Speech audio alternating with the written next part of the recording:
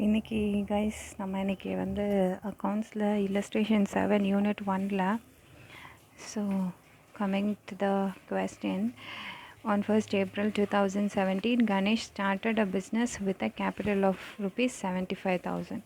C கணேஷ்ங்கிற ஆள் 1st April 2017 ஒரு பிஸ்னஸ் ஸ்டார்ட் பண்ணியிருக்காரு. So this is the opening capital. மேலே ஓப்பனிங் கேபிட்டல் அப்படின்னு எழுதிக்கோங்க. He did not maintain proper books of accounts, அதாவது டபுள் என்ட்ரி வந்து மெயின்டைன் பண்ணல, ஜஸ்ட் சிங்கிள் என்ட்ரி தான் மெயின்டைன் பண்ணுறாங்க. Right. Following other particulars available from his books on 31st March 2018. அதாவது closing capital கொடுக்காம இந்த பர்டிகுலர்ஸ் எல்லாத்தையும் கொடுத்துட்டாங்க. ஓகேவா? Okay. Cash, stock, bills receivable, furniture, land and பில்டிங்ஸ்னு இந்த மாதிரி பர்டிகுலர்ஸ் எல்லாத்தையும் கொடுத்துட்டாங்க. Then coming to additional information, during the year he withdrew rupees 15,000. இந்த வருஷத்தில் 15,000 விட்ரா பண்ணியிருக்காங்க. And then he introduced further capital of rupees 20,000. Extra capital வந்து ஒரு 20,000 இன்ட்ரடியூஸ் பண்ணியிருக்காங்க. So calculate profit or loss அப்படின்னு கேட்டிருக்காங்க. So if you want to find out profit or loss, for that we have to prepare statement of profit or loss, right? For preparing profit or loss we will be in need of 4 data, that is opening capital, closing capital, drawings and then additional capital introduced. So இந்த 4 datas இருந்தால் தான் நம்மளால் என்ன பண்ண முடியும், profit R லாஸை நம்ம கண்டுபிடிக்க முடியும்.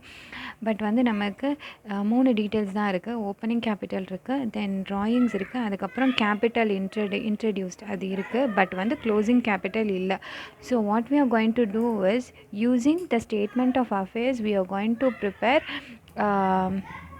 we are going to find out the closing capital. Okay va? That is, using statement of affairs we are going to prepare, that is we are going to find out the closing capital. Okay va? So let's start it. Okay. Statement of affairs prepare பண்ணுறப்போ first என்ன பண்ணுறீங்க அப்படின்னா, கொடுத்துருக்க பர்டிகுலர்ஸில் asset side என்ன வரும், liabilities side என்ன வருங்கிறத நம்ம mention பண்ணி வச்சுக்கிட்டால் நமக்கு வந்து ஈஸியாக இருக்கும். ஓகேவா? ஸோ ஃபஸ்ட்டு பர்டிகுலர்ஸ் வந்து கேஷ் வந்து அசட்டுங்கிறனால ஏன்னு போட்டுக்கோங்க. Then stock of goods, stock is also asset, so mention it as A. Bills ரிசீவபிளும் அசட் தான். Furniture asset, land and buildings asset, debtors asset, creditors வந்து லைபிலிட்டிஸ், அதனால எல்லுன்னு மென்ஷன் பண்ணிக்கோங்க. தென் கேஷ் அட் பேங்க் வந்து அசட், ஸோ ஏன்னு mention பண்ணிக்கோங்க. அதுக்கப்புறம் பில்ஸ் பேயபிள், அதை எல்லுன்னு மென்ஷன் பண்ணிக்கோங்க. ஓகேவா? Come let start writing the statement of affairs. So statement of affairs of Ganesh as on 31st March, that is 3, 2018. So ஒன்று வந்து liability side, and then amount column, and then asset side, and then amount column. Right? சரி. So first கொடுத்துருக்க information என்னதுமா? First கொடுத்துருக்க information வந்து cash வந்து asset side வரும். So அதனால் அசட் சைடு எழுதிக்கோங்க. கேஷ் அப்படின்னு எழுதிட்டு அதோட அமௌண்ட் வந்து 5,000, அதனால் ரைட் இட் ஆஸ் 5,000. அதுக்கப்புறம் ஸ்டாக் ஆஃப் குட்ஸ், அதுவும் அசட் தான், அதனால் அசட் சைடு எழுதிக்கோங்க,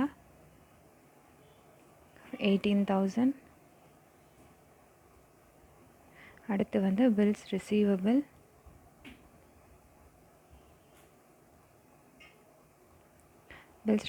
வந்து 7,000 கொடுத்துருக்காங்க. ஸோ 7,000 என்ட்ரி பண்ணிக்கோங்க.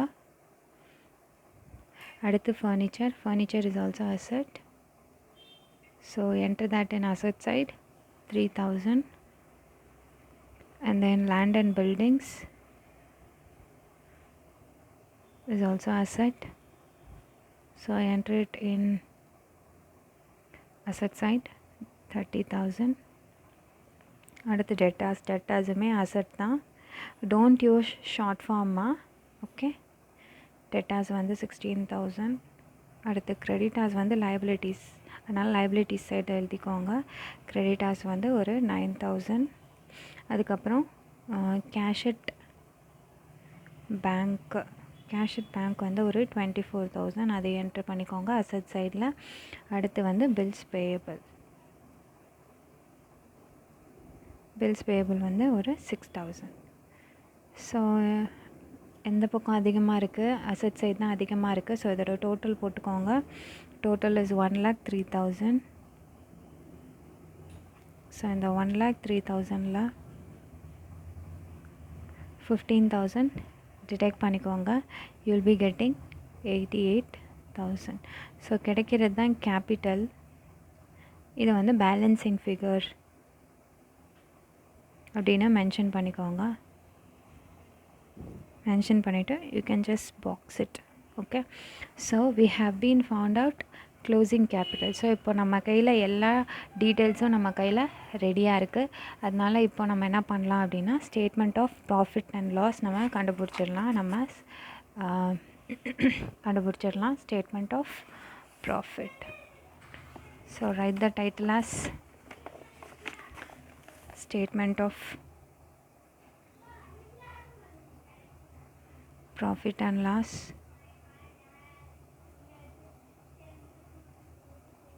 for the year ending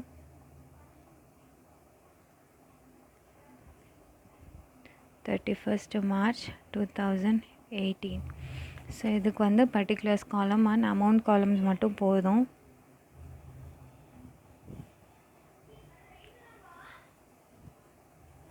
so first வந்து நம்ம க்ளோசிங் கேபிட்டல் எடுத்துக்கணும்.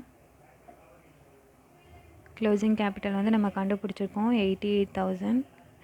இதோட வந்து நம்ம ட்ராயிங்ஸை ஆட் பண்ணணும். ட்ராயிங்ஸ் வந்து சம்லேயே கொடுத்துருக்காங்க. இங்கே பாருங்கள், டியூரிங் த இயர் ஹி வித்ட்ரூ 15,000 அப்படின்னு கொடுத்துருக்காங்களா. ஸோ இதுதான் drawings. So drawings is 15,000. So you'll be getting 1,03,000. So 3, 9, 10. So 1,03,000 வரும். இதோட நம்ம அடிஷ்னல் கேபிட்டல் இன்ட்ரடியூஸ்டை வந்து டிடெக்ட் பண்ணணும்.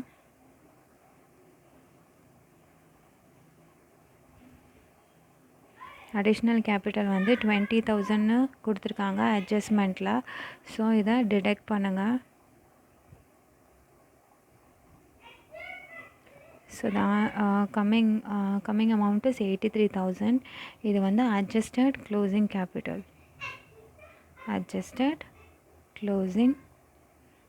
கேபிட்டல். இதோட வந்து நம்ம ஓப்பனிங் கேபிட்டலை வந்து லெஸ் பண்ணணும், அதாவது டிடெக்ட் பண்ணணும். ஓப்பனிங் கேபிட்டல் வந்து சம்லேயே கொடுத்துருக்காங்க 75,000 அப்படின்னு ஸ்டார்டிங்கில் கொடுத்துருந்தாங்க இல்லையா, அதுதான் வந்து opening capital. If you want you can mention the date because confusion இல்லாமல் இருக்கும். ஓப்பனிங் கேபிட்டலையும் க்ளோசிங் கேபிட்டலையும் வந்து நீங்கள் டேட்டு மென்ஷன் பண்ணிட்டீங்க அப்படின்னா கன்ஃபியூஷன் இல்லாமல் இருக்கும். ஸோ இதை ரெண்டையும் டிடெக்ட் பண்ணிங்கன்னா உங்களுக்கு கிடைக்கிறது 8,000. பாசிட்டிவ் அமௌண்ட்டுங்கிறனால இங்கே ப்ராஃபிட் அப்படின்னு மென்ஷன் பண்ணிக்கோ. Profit made during the year ended 31/3/2018. ஓகேவா?